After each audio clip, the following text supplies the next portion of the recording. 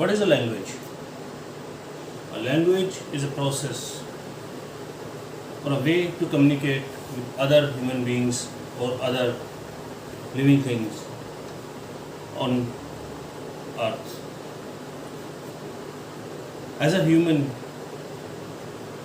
we have invented a lots of methods and lot of techniques to communicate with each other. Languages played a very vital part in the evolution of human being. Every species in this world or on this planet are communicating with each other in some way, like animals have their own languages, birds have their own languages, and plants, even they have their own languages. They do communicate with each other. There are some languages which are spoken most in the world, which are some common languages like English. This is most commonly used language in the world.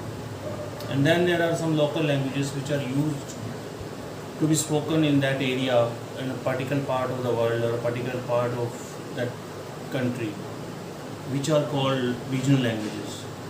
So we have developed the techniques, the methods and the processes to communicate with each other.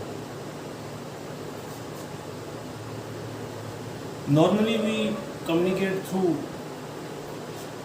a language which is native to us. A native language is a language which we learn or spoke naturally, which we learn by the birth, and it depends in which part of the world we are born.